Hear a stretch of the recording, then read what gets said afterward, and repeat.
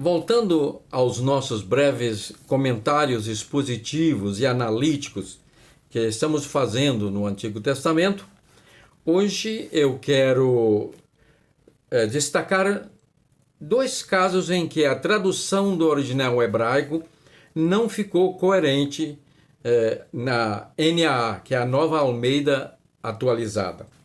O texto se encontra em Êxodo, no capítulo 30, do versículo 1 até o versículo 5, ou 5, onde lemos: Faça também um altar para queimar incenso.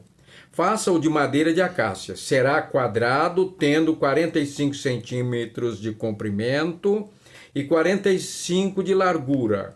A altura será de 90 centímetros. Os chifres farão uma só peça com ele. Revista-o de ouro puro e a parte superior, de ouro puro, a parte superior, as paredes ao redor e os chifres. Ponha também um arremate de ouro ao redor. Faça também 2 argolas de ouro e coloque-as debaixo do arremate. Coloque-as de ambos os lados. Por essas argolas serão passados os cabos, quando o altar for transportado. A primeira palavra que eu quero destacar aqui é de o arremate. Aqui está falando dos utensílios que faziam parte do tabernáculo quando Deus mandou construir. Lá no átrio exterior havia o altar de bronze, onde se ofereciam os sacrifícios ali dos animais, o sangue e também as ofertas pacíficas. E dentro do tabernáculo propriamente dito, dividido em 2 partes, tinha o santo lugar e o santo dos santos. O santo lugar era onde havia a mesa com os pães ali da proposição, sagrados, o candelabro que iluminava, e ali os sacerdotes entravam todos os dias. E bem lá, diante da cortina que separava o altar, ou melhor, o santo dos santos do santo lugar, atrás daquele véu onde ficava ali a arca da aliança com as tábuas da lei, E diante ali daquele altar, daquele véu próximo à arca, mas do lado do santo lugar ficava o altar de ouro, do incenso, que nós já vimos aí a sua medida. Ali, enquanto lá fora se oferecia o sacrifício dos animais, os pães, as ofertas pacíficas, ali só oferecia o incenso sagrado, perfumado. Todos os dias o sacerdote entrava ali com brasas tiradas lá do altar, do fogo sagrado, e entrava lá no santo lugar e num recipiente, um turíbio, então com brasas, punha em cima daquele altar de ouro, e ali ele então dispersava aquele pó com várias essências perfumadas. Era um perfume sagrado para ser oferecido ali.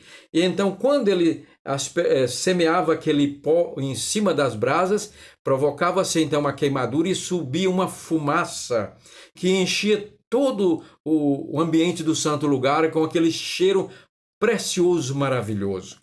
Tudo no tabernáculo tinha um sentido espiritual. E aqui o sentido desse perfume é o da oração.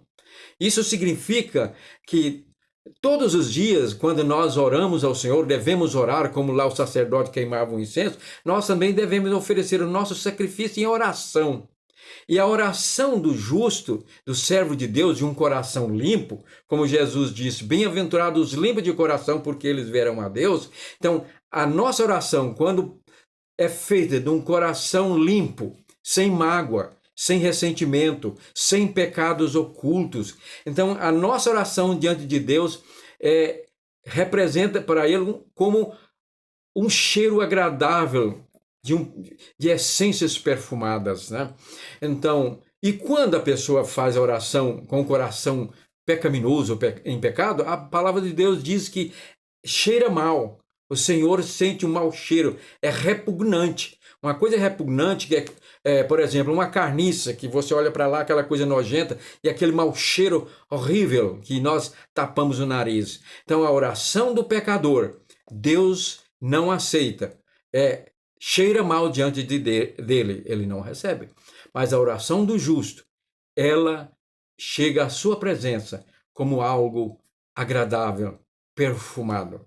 Isso significa que quando nós estamos com o coração limpo, como Jesus disse, nós veremos a Deus, não com os nossos olhos naturais, mas através do Espírito, nós percebemos a comunhão, a presença de Deus em nossa vida e a nossa vida na presença dele.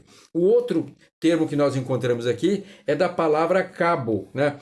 Naquelas duas argolas que tinha de cada lado do altar, ali passavam-se duas varas, ou varões na Bíblia Almeida atualizada, usa a tradução correta do original. Lá fala de varas, a Ara usa varões. Então, o termo correto aqui não é cabo. Cabo é uma coisa fixa, como o cabo da enxada, o cabo do martelo, o cabo da enxada e do machado também, né?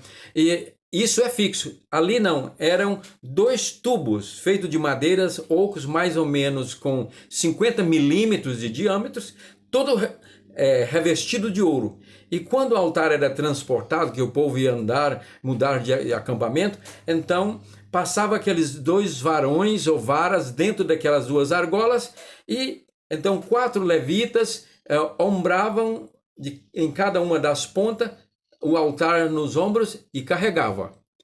Assim era o transporte. O altar de bronze também era feito dessa maneira, com os varais, porém revestido de bronze. Então são questões particulares, assim, parecem significantes, mas que não expressam, palavras que não expressam o conceito correto, original do hebraico, né? Então, o altar do incenso, concluindo, representa o lugar da oração. O incenso perfumado, composto, com aquele cheiro maravilhoso, delicioso, representa a nossa oração de um coração limpo na presença de Deus. E também, agora no sentido mais técnico, a palavra cabo aqui não corresponde ao sentido original que fala de varas. Que, repito, a Ara traduz por varões. Então, são particularidades que nós devemos ver. É importante ter uma versão que seja fidelíssima aos originais. A Almeida atualizada, a Ara, é uma das mais fiéis. A Nova Almeida também, ela mantém essa preocupação com a fidelidade aos originais, mas como venho mostrando desde Gênesis, há muitas incoerências, né? E às vezes o tradutor ali, ou a comissão, não prestou bem atenção, né? É interessante que eu vou dar só um exemplo. Estou lendo um livro de Karl Barth, né? Muito bom, mas a tradução ficou ruim. Dá um exemplo ali, quando, por exemplo, ele cita o texto lá que Jesus, onde os discípulos foram censurados porque estava colhendo espigas no sábado. O tradutor no livro colocou, estava colhendo espigas de milho. Ora, é espigas de trigo.